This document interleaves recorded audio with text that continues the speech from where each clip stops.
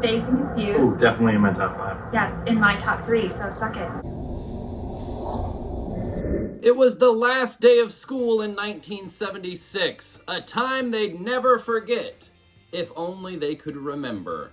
The tagline perfectly sums up Richard Linklater's 1993 masterpiece, Dazed and Confused. On paper, the movie should not work as well as it does. It has no central main character, almost no plot progression, and the entire movie takes course over one 24-hour period.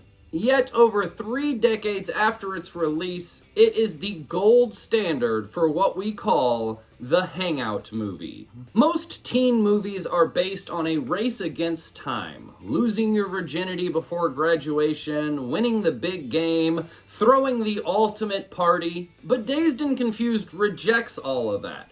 Richard Linklater doesn't care about the future of these children and where they're going. He only portrays where they are right now in this moment in time.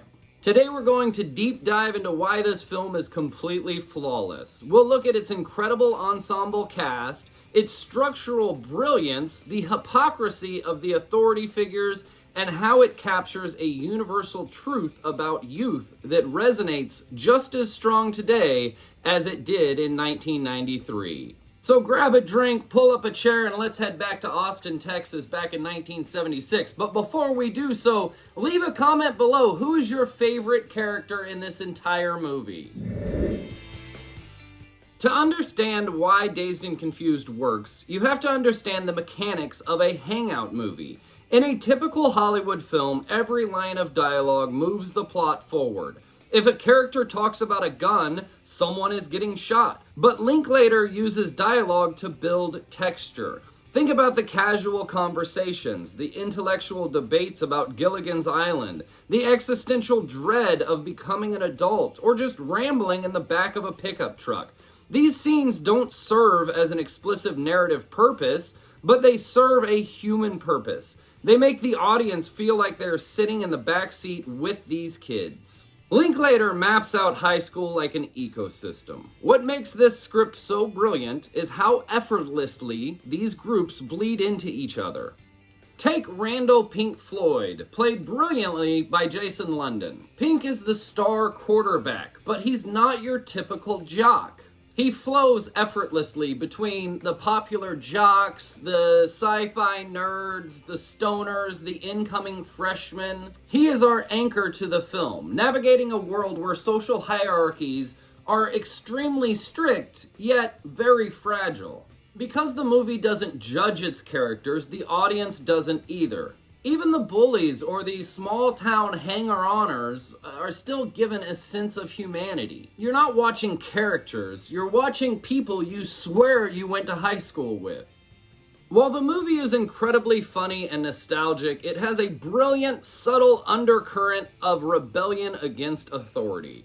The main narrative thread that ties the film together is the football team's purity pledge. The coaches demand that Pink sign a paper promising he won't do drugs, drink, or do anything to compromise the team. It's a blatant attempt by adults to control his identity. And this is where Linklater exposes the massive hypocrisy of small-town authority. The coaches and parents obsess over what these kids do in private, yet they completely turn a blind eye to the violent, public hazing rituals happening right in the middle of town. The older seniors are literally driving around, stalking children, and beating them with wooden paddles. The institutional response from the entire community? Just a shrug.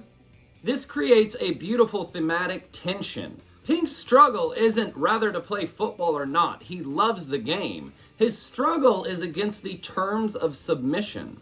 When he finally crumples up the pledge for the last time and throws it in the coach's face, it is an act of self-determination. He realizes that growing up means having the courage to forge your own path, rather than signing away your freedom just to please some bitter adult. We can't talk about Dazed and Confused without talking about the legendary Ensemble. In 1993, most of these actors were complete unknowns. Today, it looks like one of the greatest casting achievements in cinema history. Of course, the standout is Matthew McConaughey as David Wooderson. This was his feature film debut, and the story of how he got the role is pure Hollywood lore. He wasn't even supposed to be a major part in the movie. He met the casting director at a hotel bar in Austin, charmed him completely, and got an audition. Linklater initially thought McConaughey was too handsome to play a creepy guy who still hangs out with high school chicks, but McConaughey argued that he was a Texan, and he knew exactly who this guy was.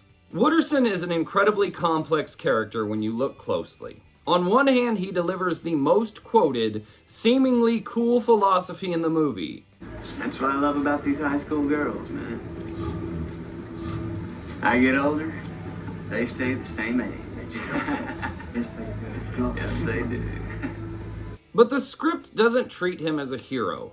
He is simultaneously a cool, older mentor to people like Randall Pink Floyd and the freshman Mitch, and yet he is also a somewhat tragic, small-town loser who just can't let go of his glory days and move on from high school. A huge part of why this movie feels like a living, breathing memory is its soundtrack. Universal Studios desperately wanted Linklater to make a raunchier, fast-paced teen movie with commercial pop feel. Instead, Linklater spent a massive chunk of the film's budget securing the rights to authentic 70s classic rock. In fact, he spent 1/6 of the film's budget just on music licensing. The music isn't just background noise, it dictates the tempo of the film, the emotional highs and the atmospheric lows of the night. Think about the final stretch of the film. The party at the Moon Tower ends, the beer keg runs dry, and the music slows down. Linklater captures the distinct, bittersweet feeling of a party winding down. You actually feel the physical exhaustion of the characters. There is a beautiful malaise to the end of this movie. They didn't solve their problems. They don't know where they're going tomorrow. But as they drive out of town to get Aerosmith tickets in the early dawn's morning light, there is a profound sense of freedom. They survived the last day of school, they kept their dignity, and for one shining moment, that open road with no one on it belongs entirely to them. Ultimately, Dazed and Confused is a masterpiece because it captures a universal truth you didn't have to grow up in 1976 Texas to relate to. It perfectly bottles up that specific fleeting period of your life where you are stuck between who you were and who you are going to be. It's aimless, it's chaotic, it's messy, and it's beautiful. If you haven't watched it in a while, do yourself a favor and revisit this movie. It truly feels like remembering a life you personally never lived. Thank you for watching the video. If you liked it, please subscribe to the channel and share it with a friend. And until next time, just keep living, man. You just gotta keep living, man. Livin.